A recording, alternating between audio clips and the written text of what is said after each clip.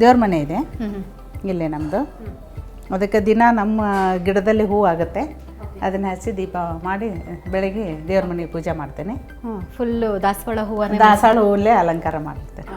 ಮನೆ ದೇವರು ಮನೆ ದೇವರು ನಮ್ಮ ಬಸವಣ್ಣ ಬಸವಣ್ಣ ಫಕೀರ್ ಸ್ವಾಮಿ, ನಡ್ಕೊಂಡು ದೇವರು ಫಕೀರ್ ಸ್ವಾಮಿ.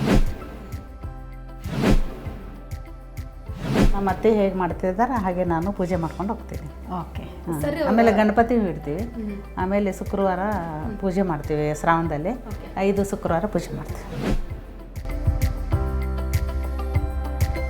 ಸರ್ ಯಾವ ದೇವರಿಗೆ ಜಾಸ್ತಿ ನಡ್ಕೊತಾರೆ? ಅವ್ರಿಗೆ ದೇವ್ರಕ್ಕಿಂತ ಅದೇ ಜನಪ್ರತಿನಿಧಿಗಳೇ ದೇವ್ರು ಅಂತ ಹೇಳ್ತಾ ಇರ್ತಾರೆ ಅವರು. ಆದರೆ ನಾವು ಪೂಜೆ ಮಾಡ್ತೀನಿ, ಒಂದು ನಮಸ್ಕಾರ ಮಾಡ್ತಾರೆ, ಮಾಡಿ ಅಂದ್ರೆ ಮಾಡಿ ಹೋಗ್ತಾರೆ. ಇದು ಡೈನಿಂಗ್. ಇದು ಡೈನಿಂಗಲ್ಲಿ ಯಾವ ಥರ ಟೈಮ್ ಸ್ಪೆಂಡ್ ಮಾಡ್ತಾ ಇರ್ತೀರಾ ಮೇಡಮ್? ಡೈನಿಂಗಲ್ಲಿ ಮಾಡ್ತಾ ಇರ್ತೀವಿ, ಸಾಹೇಬ್ರಿದ್ದಾಗ ಎಲ್ಲ ಫ್ಯಾಮಿಲಿಯವ್ರ ಜೊತೆ ಸೇರಿ ಟಿಫಿನ್ ಮಾಡ್ತಾ ಇರ್ತೀವಿ. ಆಮೇಲೆ ಸಾಹೇಬ್ರೊಬ್ಬರೇ ಇದ್ರೂ ನಾವು ಜೊತೆ ಮಾಡ್ತಾಯಿರ್ತೀವಿ. ಒಮ್ಮೊಮ್ಮೆ ಎಲ್ಲ ನೆಂಟರು ಗಿಂಟರು ಬಂದ್ರೂ ಇಲ್ಲೇ ಟಿಫಿನ್ ಮಾಡ್ತಾ ಇರ್ತಾರೆ.